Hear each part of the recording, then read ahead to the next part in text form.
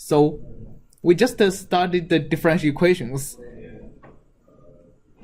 What do you think describes the rotation of a coin, and how does it land? Differential equations. Differential equations, right? It's actually a pretty deterministic process. I mean, you can almost, if you can measure the weight of the coin, like the exact geometry and the exact properties of the table it lands on, etc., you can pretty much predict how it lands if you know how exactly you're flipping the coin. So basically, you are using another deterministic process kind of to decide on the random number you are generating. It's too sensitive to initial conditions. So But maybe it's too sensitive to initial conditions, so if you don't exactly know how you are flipping the coin, which is the initial condition, if you don't exactly know the precise geometry and weight of the coin and the precise property of the table, you can't really predict which way it'll land. So again, that may be using something you don't understand or don't know, right, to determine the random number. So there are a lot of ways to determine the random number, but through all the randomness I've encountered, there is not really any common thing that says this is actually random. So I think up to now we have studied a lot of things that personally I would understand pretty well, differential equations.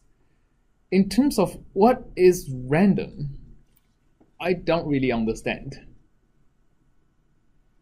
But it turns out randomness is just that thing that like doesn't really have a common source, like a common origin, but it seems to be something that is so common in this universe and gives us some pretty amazing properties.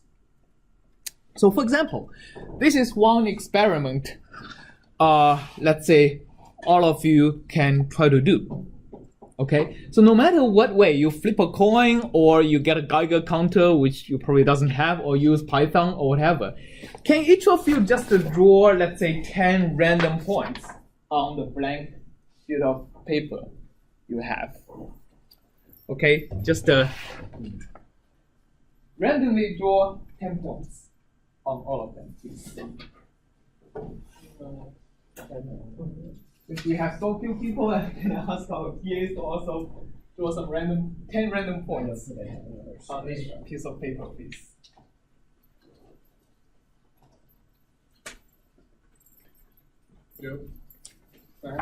Yeah. Oh, sorry, that was a little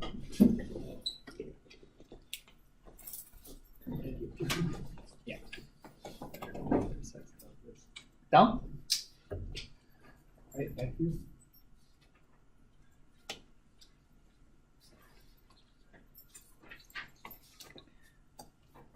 All right, good, good.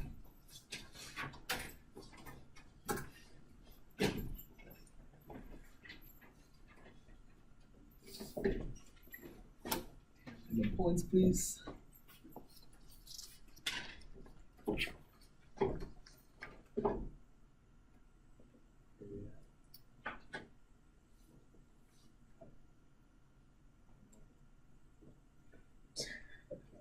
This is so bad. All right, it's good. So looks like everybody have different ways of coming up with randomness, right? So it looks like, but let me just do one thing. I'm just, actually, let me just give it randomly to different people.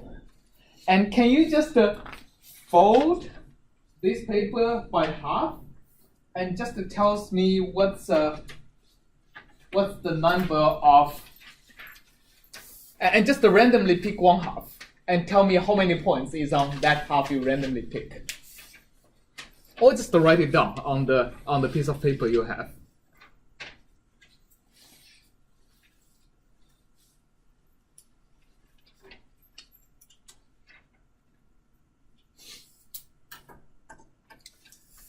Okay, I see 5, 5, 4, 4, 3. Wait, I thought I had more than that. Oh, I had two more.